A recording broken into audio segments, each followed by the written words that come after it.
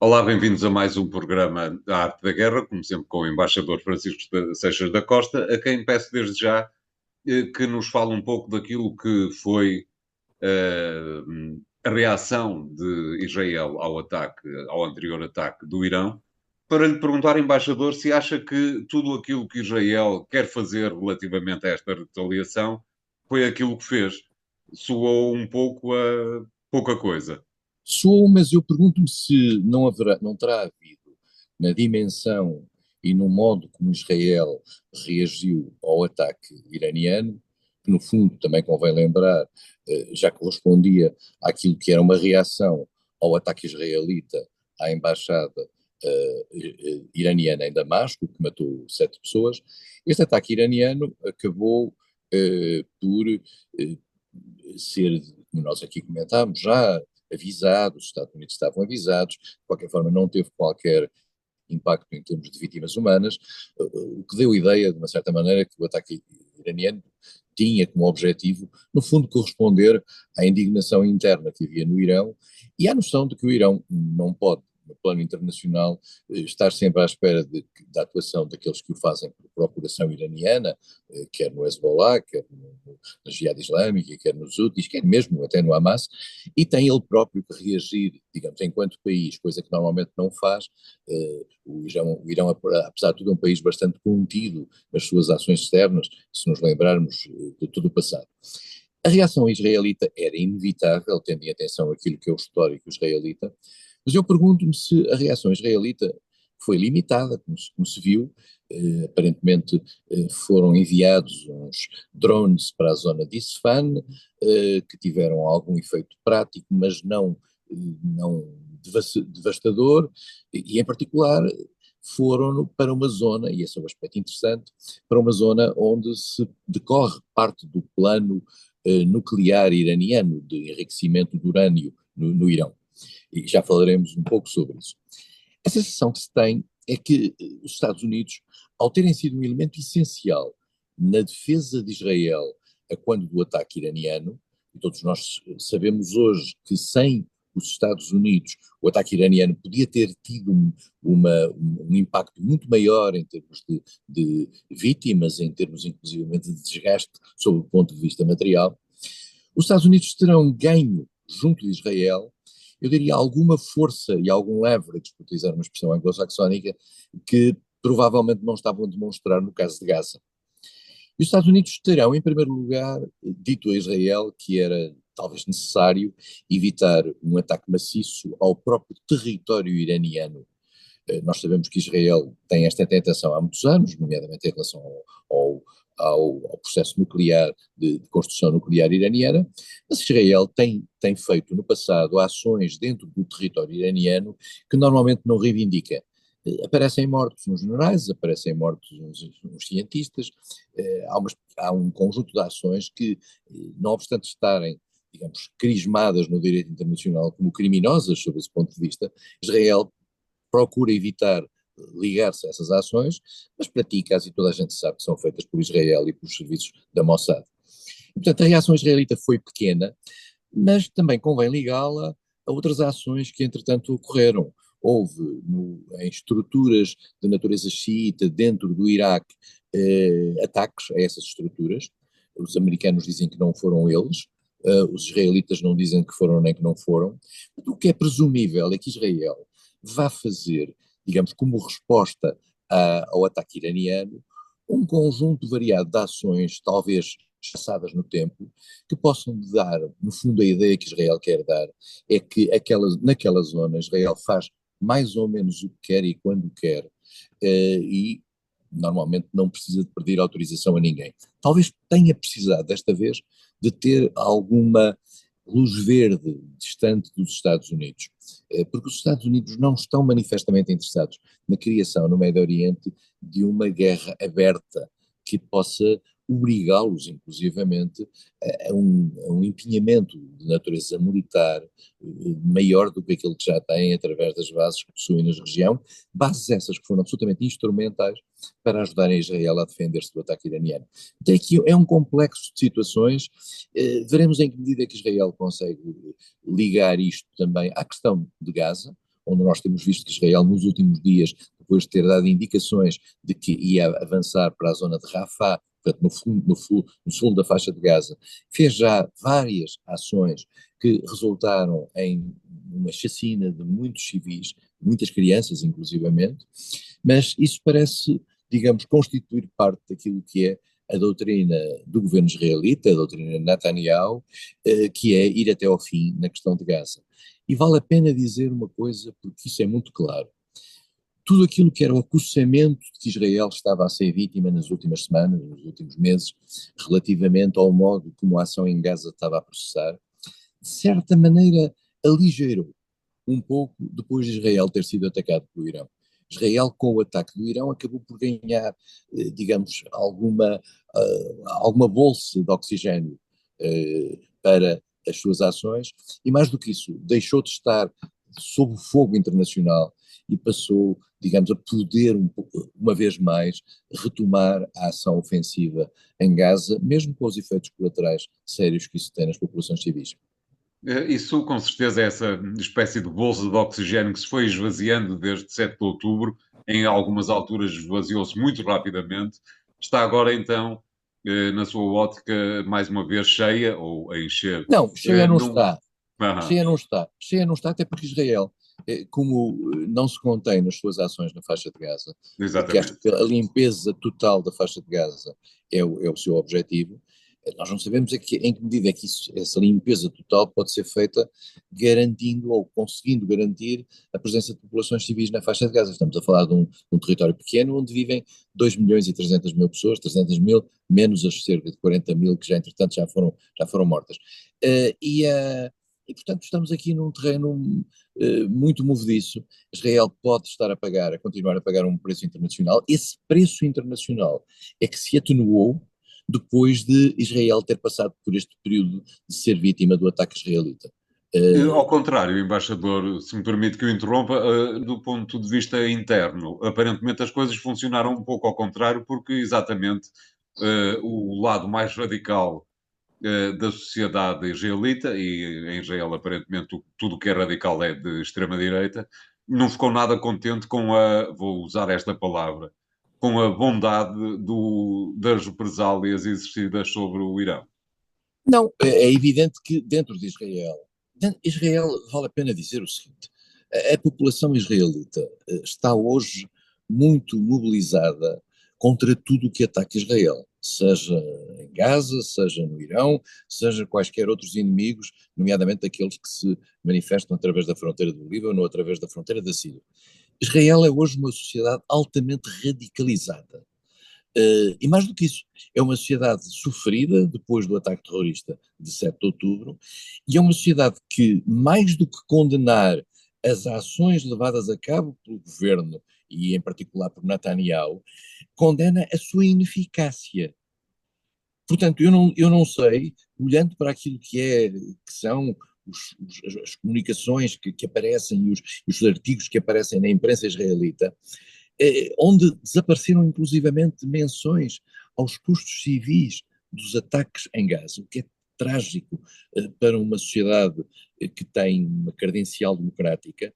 Há uma espécie de uma censura interna relativamente aos efeitos colaterais das ações militares israelitas em Gaza, o que é trágico para o futuro, porque queira Israel ou não, a menos que consiga que ponha bombas atómicas à volta do seu território, Israel vai ter que viver com a Palestina, vai ter que viver com os países árabes, e não vai conseguir viver com os países árabes enquanto não conseguir uma solução para a Palestina. A sensação que há é que nenhum governo israelita até agora, com exceção dos que houve aqui há 20 e tal anos, tem consciência ou consegue encontrar uma maneira de sair deste dilema. É que, por um lado, não está disponível a dar a mão a qualquer situação para a Palestina. Por outro lado, pressente que este tipo de ações violentas, digamos, de demonstração de poder, acabam por radicalizar ainda mais a população da Palestina. Radicalizaram-no ao ponto que levou à ação do Hamas, estão a radicalizar na Cisjordânia, onde as ações dos colonos israelitas estão a ser altamente violentas e destrutivas das populações que ali vivem. E isto não é possível viver numa fogueira. Não é possível viver numa fogueira. Israel não consegue encontrar maneira de sair da fogueira. Até lá vai conseguindo incendiar os outros, mas a prazo a situação é impossível de manter, porque não há paz que se faça desta maneira. Claro. Obrigado, embaixador. Vamos fazer o primeiro intervalo do programa de hoje. Voltamos já de seguida com o segundo tema. Até lá.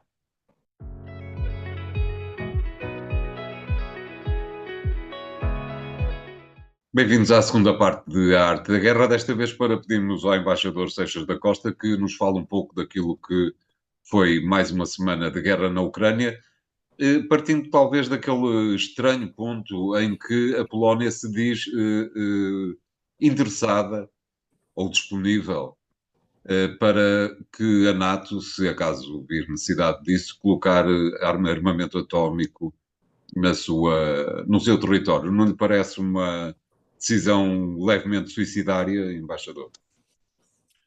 Não, António, a Polónia quer que os Estados Unidos coloquem armas nucleares. Não quer que a NATO coloque armas nucleares. Quer que os Estados Certo. Unidos coloquem armas nucleares e, portanto, disponibilizam-se para transformar as instalações que já existem, americanas, ali em zonas de recepção de armas nucleares, convencidos, na pressão, digamos, na perspectiva polaca, de que isso lhes reduzirá a fragilização perante um ataque russo. E, portanto, não sei se isto não acabará por ser um crescendo em termos de colocação de armamento. Mas esta semana é uma semana vital para a Ucrânia, porque a Ucrânia conseguiu uma grande vitória que tem a ver com a circunstância de ter podido garantir por parte do Congresso americano o desbloqueamento daquilo que era um financiamento importante e que há vários meses estava parado, e um financiamento que pode ser decisivo para a guerra na Ucrânia e pode ser decisivo para a tentativa ucraniana de garantirem alguma equiparação àquilo que é a ação russa. Uma surpreendente mudança de posição do presidente da Câmara dos Representantes americano, que era um homem que tinha sido lá posto, tinha sido lá colocado pelos republicanos mais radicais, no sentido de evitar qualquer tipo de cedência em termos de financiamento à Ucrânia, que pudesse, por outro lado, pôr em causa os financiamentos para a defesa da fronteira sul.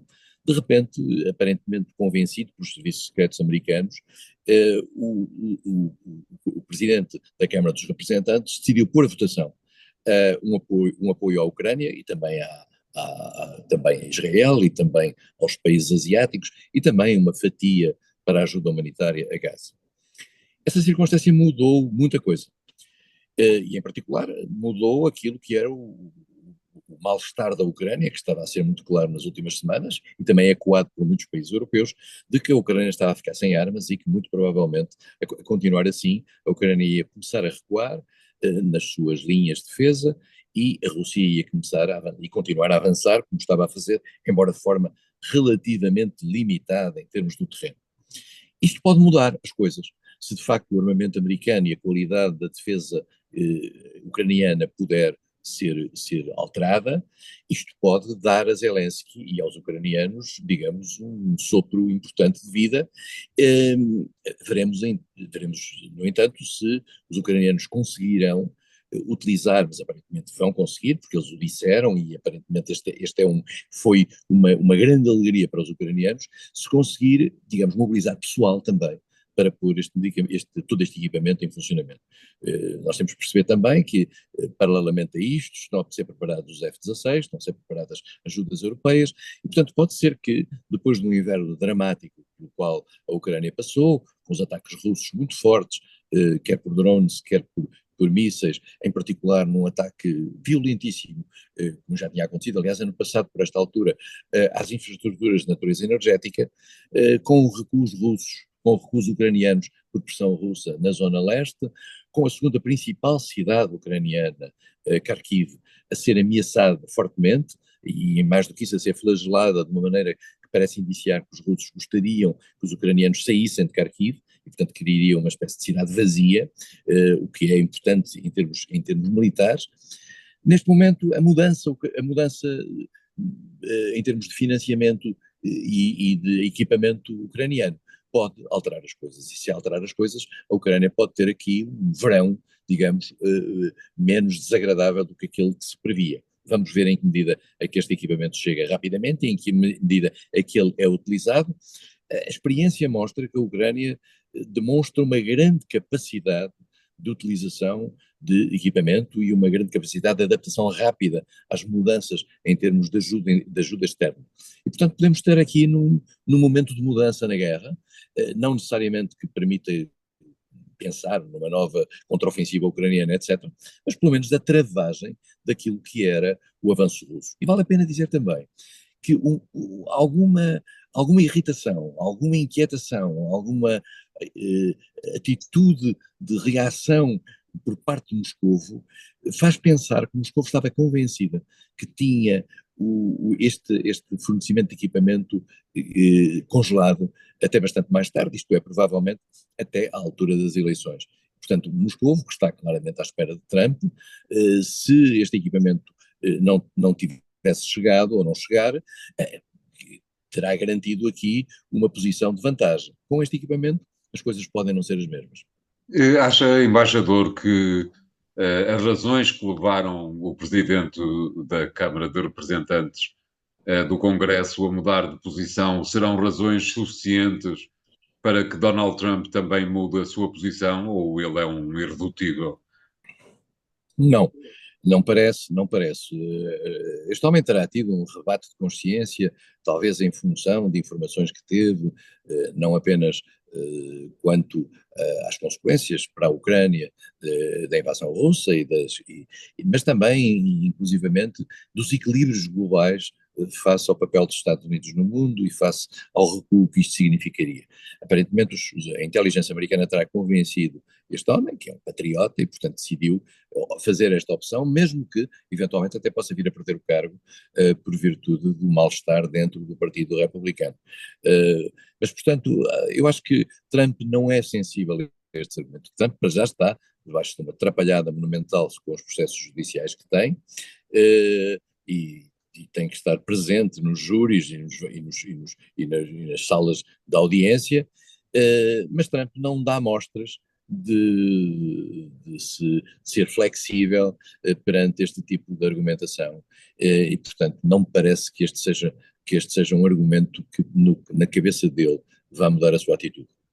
Para uma resposta rápida, embaixador, e mudando um pouco de tema, apesar de estarmos em paralelo com o mesmo assunto, as últimas sondagens mostram exatamente que, e também fruto de toda esta atrapalhada que Trump vive em tribunal, mostra que o gap entre quem quer votar Trump e quem quer votar em Biden diminuiu muito. Há aí uma esperança para os democratas? Aparentemente sim, o gap diminuiu bastante. Há quem diga também que o efeito exterior, e nem sempre os efeitos exteriores nos Estados Unidos têm importância nas eleições internas, os efeitos da guerra e o facto dos Estados Unidos, digamos, aparecerem com uma cara de vencedores, no fundo, neste bate-bola entre o Irão e os Estados Unidos e Israel, pode ter também, de certa maneira, facilitado esta subida de Biden face a Trump, e o gap neste momento está muito apertado, e há quem diga que vamos ter, digamos, umas eleições muito renhidas até ao fim. Isto é, pelo menos muito mais renhidas do que aquilo que era suposto há uns meses atrás, em que Trump ganhava em todas as áreas. Vamos ver agora, Estado a Estado, em particular aqueles swing states essenciais para as eleições americanas, em que medida é que Trump consegue sustentar-se. Eu não sei se esta questão das eleições, não conheço suficientemente o sentimento e as sondagens nos Estados Unidos para perceber em que a questão da, peço desculpa, não é das eleições, dos processos judiciais, dos tribunais, afetam ou não o apoio a Trump, porque também há um outro processo ao contrário, que é o processo da vitimização, a noção de que está a ser vítima de uma perseguição, e isto há muitos setores americanos, e nós temos que perceber que há muita gente nos Estados Unidos que, em primeiro lugar, acha que Trump ganhou as eleições há 4 anos e que as perdeu por fraude, e muita gente mesmo, dentro do Partido Republicano. E há quem diga que este tipo de cerco a Trump acaba por funcionar como uma espécie de sentimento de que o seu candidato está a ser perseguido pelo sistema. E o sistema é sempre, digamos, um bom alibi para quem tem ideias mais populistas. Claro. Muito bem, obrigado, embaixador. Vamos fazer aqui o segundo intervalo do programa de hoje. Voltamos já de seguida com o terceiro tema. Até lá.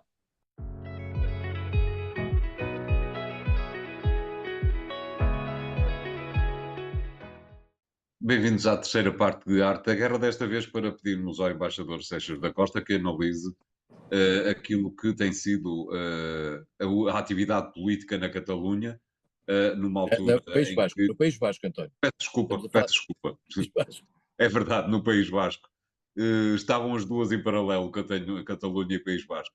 E que, de algum modo, vai continuar a manter a crise política em Espanha fortemente acesa. Como é que tem visto tudo o que está a acontecer no país vizinho?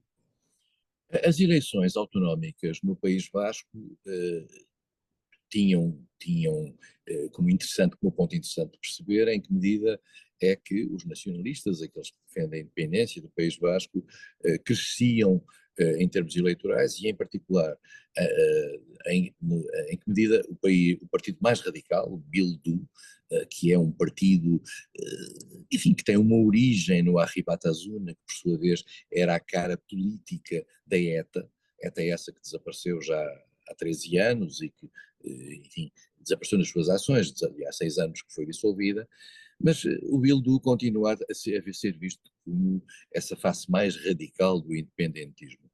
E a questão que estava a tentar perceber em que medida é que o Bildu conseguia subir, em que medida é que o Partido Nacionalista Vasco, que é um partido que tem uma postura mais moderada e que é um partido que vive liderar o País Vasco em aliança com os socialistas, em que medida é que esse partido se sustentaria no poder. Vai-se sustentar, mas na realidade houve uma subida dos independentistas mais radicais, e essa subida não deixa de ser significativa. Praticamente tem o mesmo número de deputados, 27 deputados, embora a aliança que o Partido Nacionalista Vasco faz com os socialistas, no fundo, permita ao Partido Nacionalista Vasco manter a liderança do governo vasco e nomear o chefe no fundo do governo, o Landacari, que é a figura que no fundo é o presidente do País Vasco. Houve aqui pontos interessantes, que foi perceber que o Cidadano, peço desculpa, o SUMAR, que era o partido da vice-presidente do governo central, conseguiu a eleição, conseguiu, o Podemos desapareceu, o Vox manteve só um deputado, o PP subiu ligeirissimamente, os socialistas mantiveram-se, mais ou menos, o que significa, portanto, que não havendo um recuo de qualquer dos lados, de certa maneira, embora o Partido Nacionalista Vasco tenha perdido alguns deputados, consegue manter a liderança.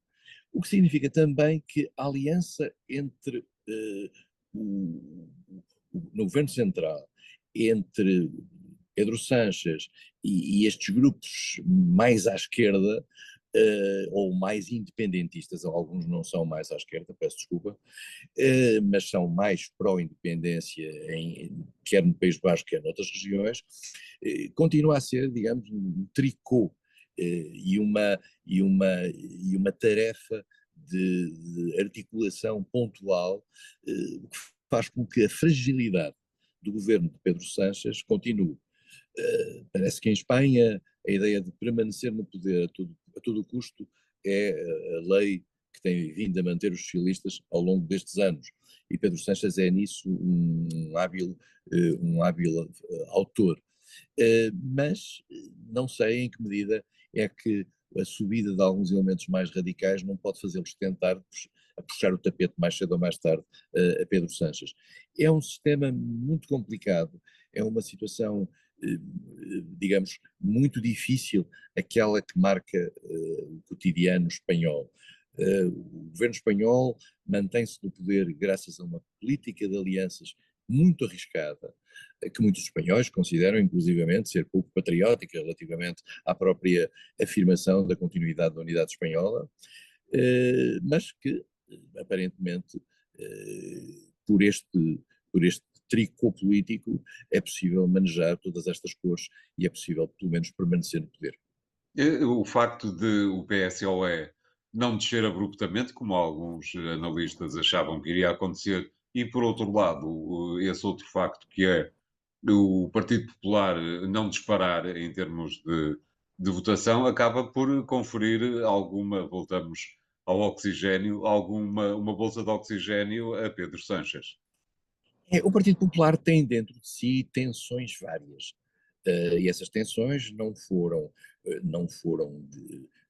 dissipadas com as últimas eleições, em que o Partido Popular teve um resultado muito honroso e bastante razoável sobre a liderança de Feijó, e Feijó é uma liderança que vem da Galiza e que substituiu Pablo Casado, que era um jovem que tinha feito uma afirmação grande dentro do partido, mas que entretanto acabou por ser afastado internamente por várias tensões.